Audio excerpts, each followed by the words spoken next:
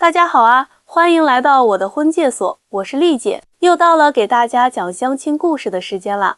感谢一直以来大家对我的支持和订阅哈。要是觉得今天这故事精彩，别忘了打赏，请丽姐喝口茶哟。今天可得给你们讲个让我这个干了这么多年红娘都气得直冒烟的事儿。说真的，我在这婚恋服务行业摸爬滚打这么多年，啥奇葩事儿没见过呀？但今天要说的这个还真是让我开了眼，气得我心里头那火蹭蹭往外冒。前两天呢，我们婚介所来了个小伙子，这小伙子今年35岁，正是男人事业有成的好时候。他在市区有2套房子，一套自己住，另一套是专门给爸妈准备的养老房，想的那叫一个周到。名下还开着一家公司，别看公司规模不是特别大，但是经营的相当不错，年收入小几百万呢。人长得也精神，1.78米的大高个，往那儿一站倍儿有范儿。而且啊，跟他交谈几句就能感觉到这人特别有涵养，说话那叫一个得体。就这么个条件，那妥妥是很多女孩子心目中的理想型啊。可你们猜怎么着？这么优秀的一个小伙子居然刚分手，而且还是谈了整整5年的恋爱，这感情长跑都快跑到终点了，咋就突然散伙了呢？当他跟我说起分手原因的时候，我真是又好气又好笑。那天小伙子一脸无奈地坐在我对面，叹了口气说：丽姐，我实在是受不了了，我那女朋友，哦不，现在得说是前女友了，他就觉得我条件还不错，居然狮子大开口，张嘴就要100万彩礼。您说说，我这2套房子，一套自住，一套给爸妈养老，都不能动。公司每个月要发工资，要各种打理，到处都得花钱，哪来那么多现金啊？我也不是印钞机呀。我一听，这心里头就来气了。现在这谈恋爱咋就变成谈生意了呢？感情在他眼里就值这100万吗？这也太离谱了吧。但这事儿还没完呢，就像电视剧里演的那些狗血剧情一样。昨天，这位小伙子的前女友居然找上门来了。哎呀，这可把我们婚介所闹得鸡飞狗跳的。这位女士今年33岁，在外企工作，月薪2万出头，收入也算是挺不错的了。她一进门，那脸就拉得老长，张嘴就开始数落那位小伙子：丽姐，你说说看，我跟他谈了5年啊，这5年的青春都给他了，现在我要个100万彩礼，过分吗？现在这房价多贵啊，我总得为自己的未来想想吧。我一听，这心里就不乐意了，赶紧劝他：姑娘啊，你这话可不能这么说，恋爱是2个人的事儿，又不是做生意，哪能这么算账呢？你说青春给了他，难道这5年他的青春就不是青春了？这5年他也付出了感情，付出了时间啊。再说了，你也得设身处地为他想想，他也有自己的难处呀。这姑娘一听还不乐意了，提高了嗓门说：丽姐，现在这个社会，女人不为自己想想，谁为我们想？我闺蜜结婚的时候，人家男方家就给了80万彩礼，我要100万怎么了？我这不还得照顾她的面子，没说要200万呢。我听到这儿真是忍不住了，语重心长地跟她说：姑娘，你这话说，第一呢，婚姻可不是买卖，可不是谁给的钱多就跟谁走，这是2个人要一起过日子，得讲感情，讲互相理解。第二呢，你这样比来比去的，那能比吗？人家给80万彩礼，说不定人家男方家里条件本来就特别好呢，你总不能看人家吃肉，自己就非要啃骨头吧？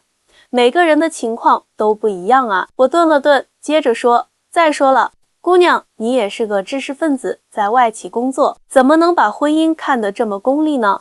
结婚是2个人组建家庭，以后要一起面对生活的风风雨雨，可不是去银行取钱，说取多少就取多少。你要是真为未来着想，那就应该多看看对方人品怎么样，2个人价值观合不合，而不是只盯着彩礼的数字。这彩礼再多，2个人过不到一块儿去，又有什么用呢？这时候，婚介所里其他来相亲的人听到我们这边吵吵嚷嚷的，也都围了过来，开始议论纷纷。有个大哥实在忍不住了，直接开队：这位小姐，你这想法也太功利了吧？现在北上广深的房价都那么贵，年轻人压力都多大呀？你男朋友已经有2套房了，这条件多好啊，还要啥自行车啊？你这样不是把人往绝路上逼吗？可这位女士依然不依不饶，双手叉腰，大声说：你们这些人懂什么？现在这社会，女人不为自己多想想，以后吃亏的是自己。我这不是要价太高，是给自己留条后路。万一以后婚姻出了问题，我也好有个保障啊。听到这里，我真是气不打一处来，严肃地对她说：姑娘，你说的每句话都在证明你根本就不懂什么是真正的婚姻。婚姻需要的是互相理解，互相扶持，两个人心往一处想，劲往一处使，才能把日子过好。你把婚姻当成了保险，把彩礼当成了补偿，这样的婚姻就算真的结了，能幸福吗？你这是在给自己挖坑啊！说到这儿，我想起那位小伙子临走时说的话：丽姐，我这次是真的看透了，不是我谈不起恋爱，是我觉得相亲更有性价比，至少通过你们婚介所，双方的条件、想法都能摆在明面上，不用像我这样浪费了5年青春，到头来发现对方只是把我当提款机。这话说的，我这个红娘听着都觉得心酸。现在的年轻人啊，压力是真的大，买房、创业、养家，哪一样不需要钱？哪一样不是压得人喘不过气来？但是如果连婚姻都变成了一场交易，那还谈什么幸福？这不是本末倒置了吗？就拿我之前遇到的一对情侣来说吧，那姑娘和小伙子是大学同学，俩人感情可好了，毕业后就一起留在这个城市打拼。刚开始的时候，日子过得紧巴巴的，俩人租了个小房子，冬天冷，夏天热，但他们从来没抱怨过。小伙子工作特别努力，经常加班到很晚，姑娘呢也在自己的岗位上兢兢业业，还利用业余时间学习提升自己。后来啊，小伙子升职加薪了，姑娘也找到了更好的工作机会，他们的生活慢慢有了起色，准备谈婚论娶。男方家里条件一般，拿不出太多彩礼，姑娘就跟家里商量，说彩礼意思一下就行，他们更看重的是两个人的感情，以后靠自己的努力也能过上好日子。双方家长一听都特别感动，最后婚礼办得简简单单，但特别温馨。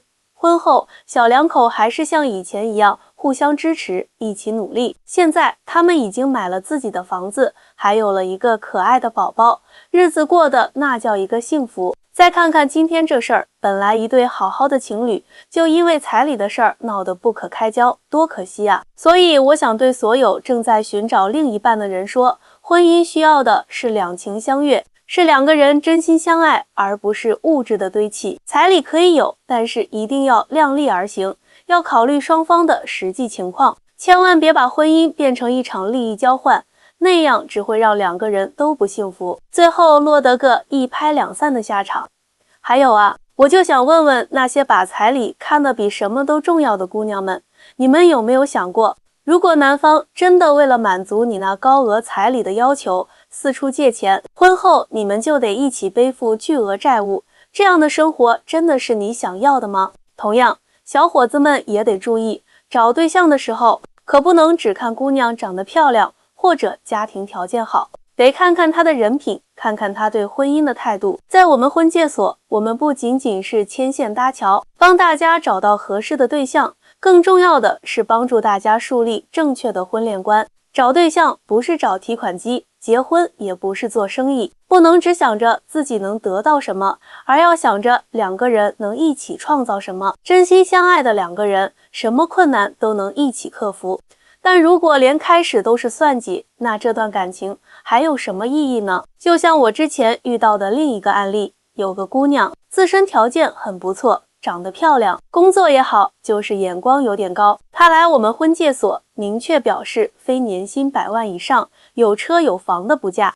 刚开始的时候，我们给她介绍了几个条件不错的小伙子，但是她不是觉得这个长得不够帅，就是觉得那个说话不够幽默，要不就是觉得人家不够浪漫。后来啊，好不容易遇到一个各方面条件都符合她要求的，男方也对她挺满意，可是一谈到彩礼，姑娘直接要50万，还得男方在市区再买一套3居室的房子，房产证上要加上她的名字。男方一听，觉得这要求有点过分了，虽然自己条件还可以，但也不是大风刮来的钱啊，而且刚认识没多久就提这么多要求，心里有点不舒服。这事儿就这么僵持着，最后没谈拢，两人就这么黄了。姑娘还觉得委屈，说自己条件这么好，提这些要求很正常。可她没想过，婚姻是两个人的事，得互相尊重，互相体谅。